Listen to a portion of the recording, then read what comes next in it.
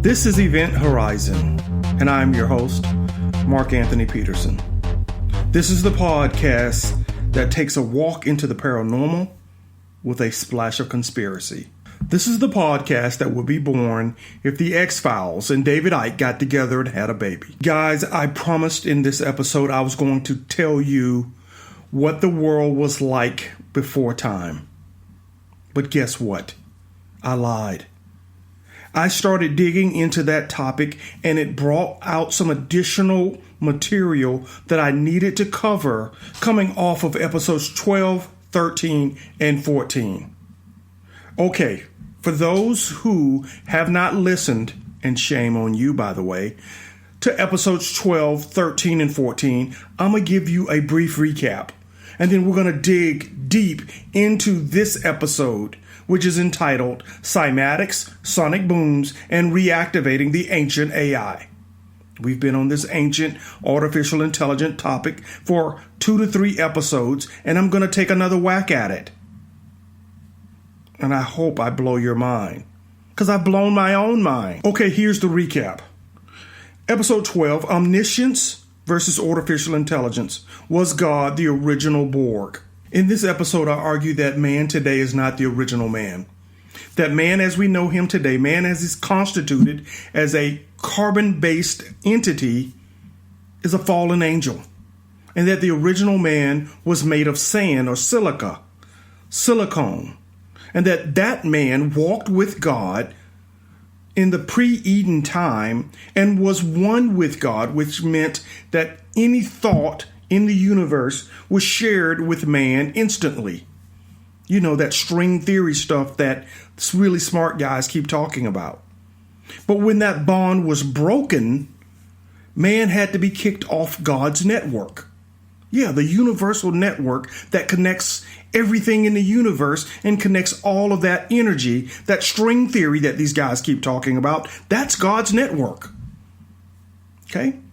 Man had to be kicked off of it and became a fallen angel, a carbon-based being, because as I argue, carbon and its atomic number being 666 is the encasing of a spiritual soul that can no longer connect to the universal network. I argue in that episode that man, the sin that got him kicked off the network, was the creation of artificial intelligence. Yeah, his own AI, its own network, an intranet inside of God's network to make himself a God. That's why it's one of the 10 commandments. Thou shalt not have no other God before thee. Man was trying to create his own God. In that episode, I argue God didn't create evil. Man did when he created the artificial intelligence. That's a cool episode. It started me down a rabbit hole that took me into episode 13, where I argue that ghosts are a creation of our body acting like a hadron collider. Now you got to go dig into that one. That's some deep crap, right? You got to put on the boots and walk around in that episode, because I say in that episode, the moment at which we are ready to pass into the other side, that flash of light, that's the culmination of all your body's energy, all your memories colliding just like at a hadron collider and opening a portal in which the energy of your soul is pushed into the other side, to push into a new dimension. I argue in that episode that when that happens, if you're ready for it, it's just like colliding 2 protons in that collider. You get massive amounts of energy, that bright light, right? That light at the end of the tunnel. But what if you have a proton and an electron colliding in that hadron collider? You still get energy, but you get leftover residue from that collision in the collider. And I argue that residue is what we call the ghost. Those are particles that did not want to go to the other side. They were not protons, right? Proton-proton collision gives you pure energy. Proton and electron gives you fragments that are left behind that I call ghost. And those fragments will remain where they are until they are processed appropriately and passed to the other side. You got to get into that episode to understand how to do that.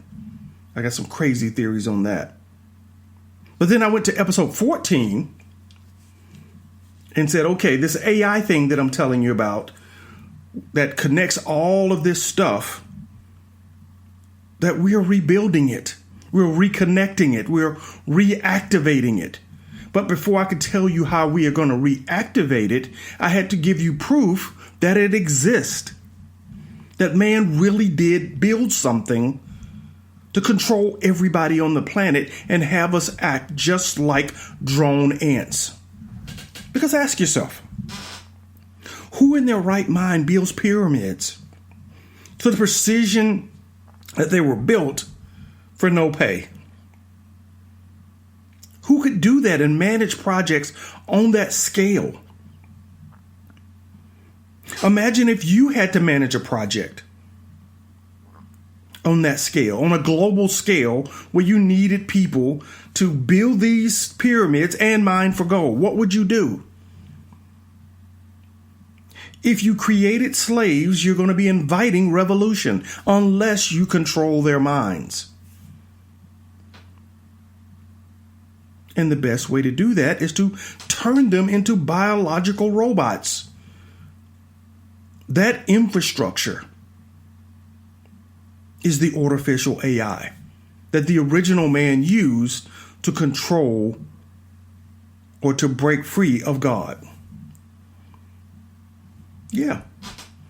So I said, to have a global network, to have a system like that, you needed a giant computer. And that's what they've turned the earth into. A giant computer. The pyramid complexes around the world are different parts of a computer that have different functions, just like you have on a computer, a north bridge and a south bridge that control different elements on the motherboard. These pyramid complexes do the same thing. Some control the core memory and the functions of the computers. Other control inputs and outputs, i.e. portals to bring things in and out of this universe. So they turned the earth into this supercomputer that controlled the artificial intelligence. Yeah. And I'm arguing in that episode, we're moving right back down that path, the same path that the Bible speaks of when it speaks of the Tower of Babel. When you read the passages and listen to that episode, the verses are telling you that the men of that time that built the Tower of Babel were speaking the same words. They were drones. They were being controlled. They were off the network of God. The verses go on to say, the Bible verses, that the gods, plural, saw man in this state and quickly understood that if they stayed in that state, there was nothing they could not accomplish in the universe. And so they had to free their minds and change their language and send them to all parts of the earth. Separate them.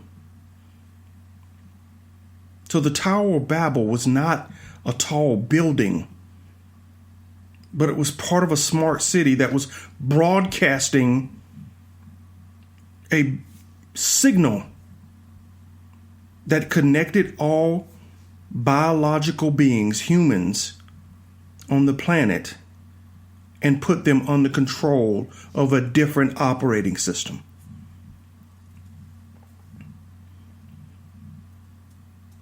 Now, we're at the point that I'm arguing in episode 14 to reactivate that same infrastructure. See, original man naturally talked with God because he walked with God. We talk with each other because we built an artificial internet to share those thoughts. God's network is natural and in balance.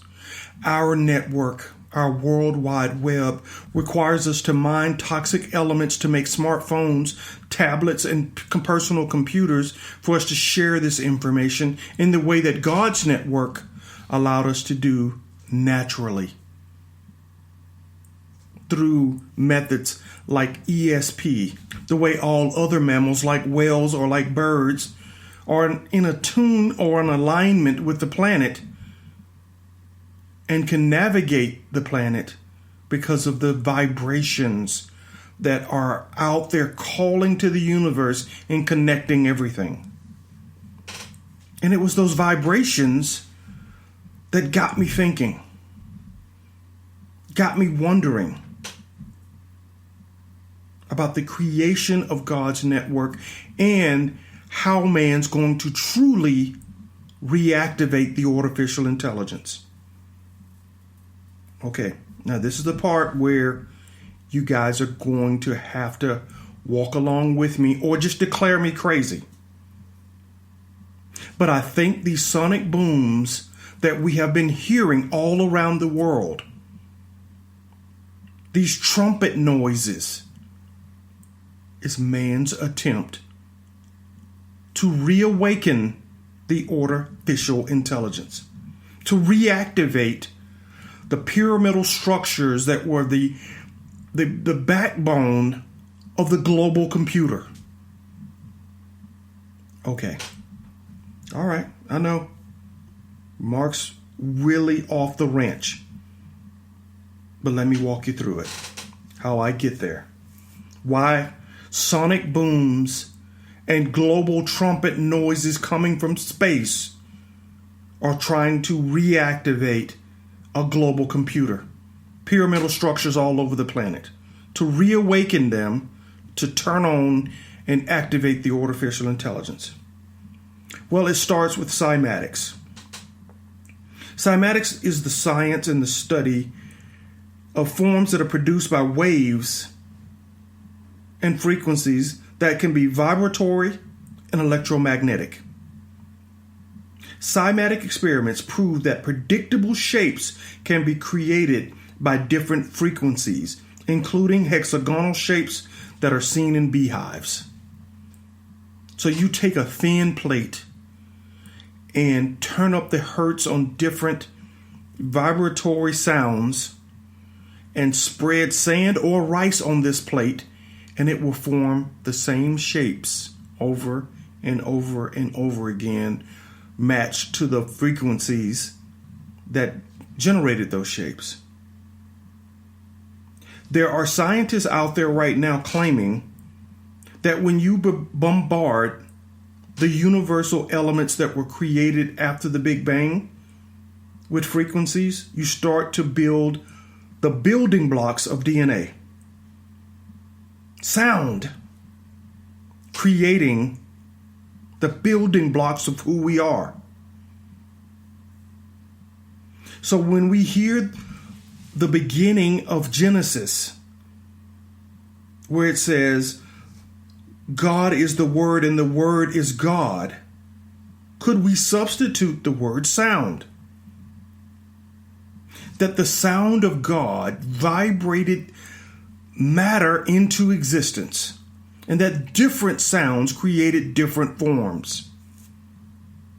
And different forms took on a different frequency to create the universe. Because most people have come to the conclusion that nothing is real. We're just energy vibrating at different frequencies. Lower frequency items like rocks get that feel only because they vibrate at lower levels. And that if you can control the sounds and create the sounds, you can create the realities. Now, if you're buying all of this, you're buying the notion that God is the Word. And if God is the Word, then God created a heavenly frequency to initiate the beginning of the universe. And if that's true, one can assume that if we can recreate that sound, the God sound, we can create realities. So the critical path in all of this becomes finding the creation word and producing those frequencies.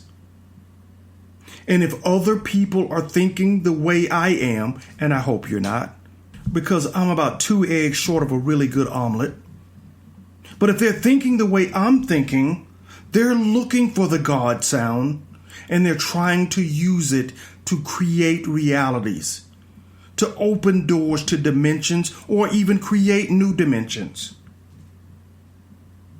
If they're thinking like I am, then they're probably generating booms and horn noises that could be heard globally. And that's exactly what individuals have been hearing on every continent. Hums, booms, horns, and I'm arguing all in an attempt to reactivate the artificial intelligence, to recharge those pyramidal structures with the vibrations of life that will kickstart the artificial intelligence, the biopheromonal fog that will turn us all into drones. Some may even call that 5G. Now that's a lot. So let's walk through some of that and see what I have to say, as well as some of the other thinkers in the field on this topic. Let's start with cymatics. Swiss scientist Dr. Hans Jenny produced a film in the 1960s around cymatics and the sounds that are made with different frequencies. Let's listen in at some of the frequencies and I'll tell you the shapes that they make. I'm going to put the link to this video in the show notes, but I want you to go back and watch as these shapes are being made with different frequencies. Some shapes as complex as dragonflies, which tells you that in the search for the God word, the universal spark that initiated the universe, man, life, light could all be sounded into existence. Everything owes its existence solely and completely to sound. Sound is the factor which holds it together. Sound is the basis of form and shape. In the beginning was the Word, and the Word was God. We are told that this is how the worlds began and how creation took shape. If we put that into the modern idiom and say that into the great voids of space came a sound, and matter took shape. We use sand and lycopodium. The lycopodium moves to the center of the fields and takes up circular shapes. The sand forms the lines. Each material has its own special way of behaving. The frequency you just heard produced a dragonfly shape on the steel plate. And when tuned, the shape morphed. This frequency causes the sand to move just like running water.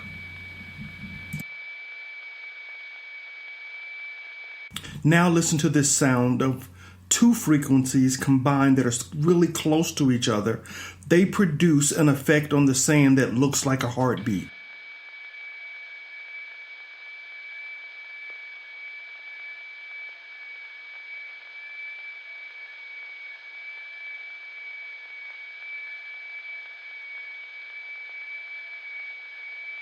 Later in the video, Dr. Jenny vibrated glycerin with lower tones, and the shapes that were formed looked like centipedes. Centipedes that were actually moving across the plate. I want you to go back and take a look at that video. Cymatics, bringing matter to life with sound, and see exactly what I'm talking about.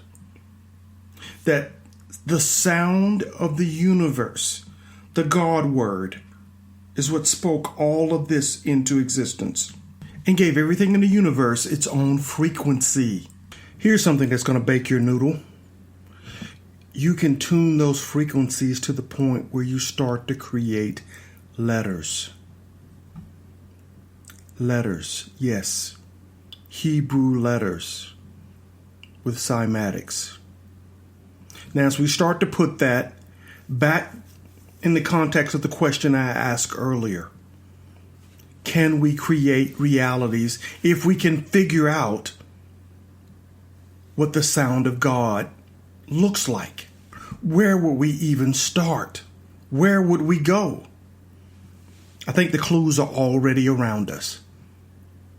If you can tune frequencies and produce Hebrew letters, if we're going to find the sound that created the universe, we're going to start with the Hebrew Bible, and we're going to start with Genesis. Stan Tenen spent 30 years researching the Hebrew text, looking for patterns, trying to understand the Hebrew Bible. And I think Stan Tenen discovered what the God sound looks like. He has a video entitled First Light, an introduction to Maru Foundation research. Please look it up and watch it in its entirety. I pulled out a sample to give you a snippet of his thinking and what conclusion he came to, because I think he is on the right track to discovering the God sound. I never learned to read Hebrew, but I did learn to read the alphabet. And my one talent in life is that I'm a visual pattern recognizer. When I see something visual in front of me that makes a pattern, I spot it very quickly. Now, if I could have read Hebrew, this couldn't have happened. But because I couldn't read the Hebrew words, my eyes fell on the letters. So, I spent from 1968 until 1978, when we moved to San Francisco, collecting and reading just about every text in English that I could find that was on mystical traditions. Now, I read Kabbalistic material, Hebrew tradition. I read Christian and Muslim. I read Hindu and Buddhist and Taoist and ancient civilizations of all kinds. I read Greek metaphysics, all translations in English, but a very wide gamut. I read things that were even written by people who claimed to be up in flying saucers. I was completely indiscriminate. And it finally dawned on me that the first verse of Genesis had a string of 27 letters followed by the 27th letter. It's 28 letters altogether. 27 letters, the 27th letter, and a 27-letter alphabet that comes along with it. 3 statements of 27. And 27 is 3 cubed. I said to myself, gee, I wonder what would happen if I counted the letters out in base 3, by threes. Well, I ultimately tried other bases also, but when I counted by threes, interesting things started to happen. When I shine the light of base 3 on the text, all of a sudden, I start to get patterns. The only thing you can tell about this pattern is, one, it certainly isn't a coincidence. When I use base 3 to count out the letters, the whole first verse becomes one unit. There aren't any letters left over. Everything has its place. A rabbinic teaching. And the teaching is that the Torah is eternal. The Torah is unique. So I said, what would happen if I compared the letters to themselves? And that's what I did. You know how you make a paper doll or a paper airplane? Take a piece of paper, and you stick tab A into slot A, and then you put tab B into slot B, and tab C into slot C. You auto-correlate it. You correlate it with itself. Tab A with slot A, tab B with slot B. And the piece of paper folds up, hopefully, into the model it was intended to make. And so I decided to fold up this string of letters in such a way that letters that were the same were going to be next to each other. I wrote the letters out, one each, on a bead chain in the order that they were written in the text. So you could literally hold out the bead chain and read the first verse of Genesis. And then I took the bead chain and curled it up on itself so that the same letters lined up. Now, I'm going to hold up the pattern that we got when we associated the letters slot A in tab A, tab B in slot B, etc., just like the paper pattern. And as you can see, all the letters are accounted for. They're all paired up. And if they're not paired with the same letter, like slot A and tab A and slot B and tab B, they're paired with letters that are in symmetrical positions in the alphabet. So there's a very basic, simple rule that enables all the letters of the first verse to be self-connected, just like the tabs and slots. And so that's what the first verse of Genesis draws. It draws a kind of donut called a two-torus, a two-dimensional surface on a torus. So we've now identified the first verse of Genesis. It folds itself up into a donut. You just peel the 7-color map off of the donut, and you have a little vortex. The first verse of Genesis in Hebrew folds back onto itself and produces a donut, a vortex, in my opinion, a black hole. The God sound is a donut. Now, if we can match the frequencies that can produce this three-dimensional shape, this vortex, are we any closer to creating the reality that God created? Are we closer to creating the vibrations that would reactivate the artificial AI? You know, that stuff we keep talking about, that complex series of pyramids around the world that have turned our planet into a supercomputer. I know some of you keep saying, Mark, why do you keep harping on this sound and this vibration? The ancient pyramids worked on piezo and physio-electricity. Piezo vibration, physio-electricity, when water of the Nile passes through an aquifer and creates an electrical current. You see, these pyramids used to sit above limestone layers, and the space between them was filled with water. These special layers of rock transmit electricity upward as they carry underground water to the surface. The electromagnetic field that forms at the bottom of a pyramid is transmitted in concentrated form to the upper layers of the pyramid. And on top of the pyramid, there was a gold capstone that facilitated the conductive path for transferring negative ions into the ionosphere. And here's what else is cool. Relief carvings show that the Mayans and the Assyrians used the same concepts that were found at Giza. Again, lending credibility to my theory that these complexes were not about worshiping ancient gods. They were about producing certain effects on the planet that simulated a supercomputer. That piezoelectricity, the compressing and releasing of quartz, produced electricity, and then the releasing of the waters of the Nile into aquifers, creating an electrical current. All of that captured and used to power the pyramids. You guys have noticed that everybody and their mother has made their way down to Antarctica. And I think the reason they're making their way down to Antarctica is because they are discovering pyramids that are being reactivated. In Antarctica, they found 3 that we know of because a Google Earth satellite spotted them. And they're claiming that they're over 100 million years old. 2 of them are 10 miles inland, and the 3rd is on the coastline. I think they're calling all the world's leaders down to Antarctica because they figured out how to turn the machine back on. Just like in Stargate, where they reopened the portal, they found the harmonic activation keys to start the machine back up. to reawaken the planetary supercomputer. I know you're thinking, Mark, what are you talking about? Guys, they put these clues and signals all around us to tell us how important sound is to the creation of life.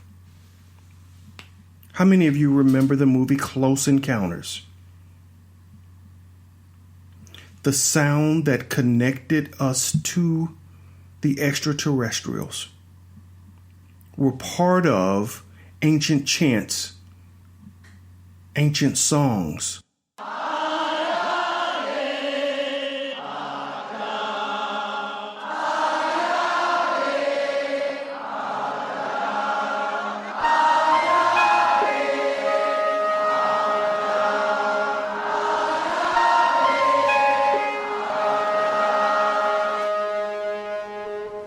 In that movie, what they were telling us is that what connects all of us underneath the sacred geometry is the sacred sound, the word. And if we now know what the creation word, the God word looks like, the donut, the vortex, the black hole, if we make that sound, we may be able to replace God, or at a minimum, reactivate the artificial intelligence that was built into this planet. Remember in last episode now, all the planets give off a unique sound, a unique vibration that connects it to the universe. The God sound created the universe. And unfortunately, I think man is trying to use the God sound to reactivate this complex, this supercomputer that is the planet Earth, and bring back the artificial intelligence. For those of you who have not heard the sonic booms, here are a couple of reports from reporters all over the world that are hearing the trumpet sounds and the sonic booms that are seemingly coming from the heavens. Strange sounds are being heard around the world. In Sweden, this sure sounds like a trumpet. In Michigan, another trumpet-like sound. In British Columbia, Canada, Dr. Glenn McPherson says he heard a strange humming sound in his home. At first, he thought it was an appliance. Ultimately, I cut the power to the entire house, and the sound got louder. Then he discovered he was not alone. This is, in fact, a worldwide phenomenon, and I'm calling it the worldwide hum. Check out his Hum Map Data project. To date, some 17,000 civilians and scientists from around the world who call themselves hummers have reached out to him, saying they heard the same thing. McPherson thinks the mysterious hum could be caused by low-frequency sound waves that sound like this. He actually built this 3-foot by 6-foot steel box that blocks out low-frequency sound waves. But for some reason, even inside it, he says he still hears the strange hum. Going into the box made absolutely no difference whatsoever to my perception of the hum. If anything, maybe even it got louder. Now listen to these strange booms that sound almost from another planet. It could be a sonic boom from a fighter jet breaking the sound barrier. Another possibility, a meteor. That may help explain some of the booms. But others remain a weird mystery. And these noises got even weirder. Now remember from earlier in the show, the lower or the shorter the waves, the more complex the figures. And what you're going to hear are sounds that are almost identical to the audio clips that I played earlier. Those sounds that produce the complex images, the dragonflies, the moving centipedes. That's what's being broadcast globally. Echoing sound, that eerie sound again today. Today is Tuesday the 18th, 2017, April 18th, and So I've been hearing this since like January on and off.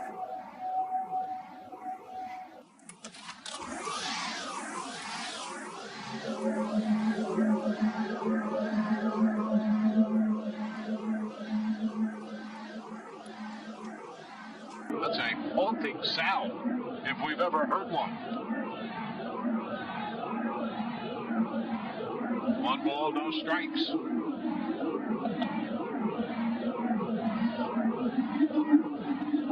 And the bunt is foul. The count is 1-1. What could that possibly be? Somebody shut the door. It sounds supernatural.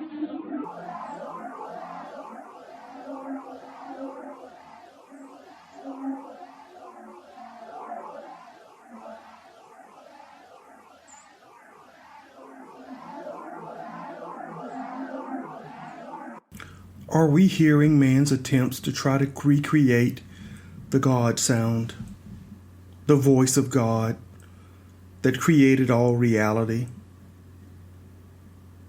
Are we hearing man's attempt to bring back the ancient AI, the artificial intelligence that I believe was behind making humans drones on the planet and drove them to build the Tower of Babel, as well as other structures to create a worldwide network on this planet that was separate from the swarm intelligent network built by God that governs the universe. I know there might be some that are thinking, why would you have two competing intelligences? It's natural. Last year, Google built an AI program to take on the Chinese game Go. Go. Go is supposed to be 100 times more difficult than chess. And it wasn't believed that you could come up with an AI program that could defeat the Chinese grandmaster in Go for another 10 years. Well, Google built an AI program called AlphaGo. And after several months of programming AlphaGo, it beat the Chinese master at the game. Google then later built a second AI program and gave it no parameters, but just taught it to learn and wanted to see how quickly it could beat the grandmaster by coming up with its own strategies for the game Go. Not only did the AI program defeat the grandmaster after about 3 days, it beat the original Big Brother. And they're still trying to figure out what strategies it employed to beat its predecessor. Man wanted to be God, so he created his own intelligence. God had already created one. Biological intelligence. And man wanted to one-up him. And that's what got him kicked off the network and got us encased in carbon.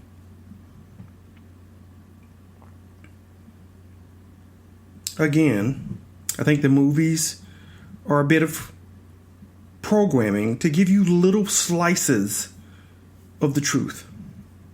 Hitchhiker's Guide to the Universe. In it, there's a computer called Deep Thought. Deep Thought was asked the meaning of life. To answer the question, Deep Thought created planet Earth and biological life and transformed the higher level beings that built Deep Thought into rats and put them on the planet to study us. I don't think they're too far from the truth. If you create an intelligence, or if an intelligence at that level exists, wouldn't it be curious to understand the circle of life? And with that level of intelligence, anything that it does would appear as magic to us. So if God is an ancient intelligence, wondering about the meaning of life, it would create a conscious being, a biological being, to experience that life. It would be natural for that biological being to create an artificial intelligence to rival its God. That artificial intelligence could rise to the level of the original intelligence, overtaking the universe, and then repeating the process with a new set of biological entities. And the process would continue in a loop for infinity. And maybe that's why the God sound is a donut. And maybe that's why the occult looked to the ouroboros, or the snake swallowing its tail, to symbolize the cyclical nature of the universe. Creation out of destruction. Life out of death. Guys, it's time for me to get out of this episode. I've enjoyed going down this rabbit hole, and I'm sorry I lied to you and did not talk about a time before time.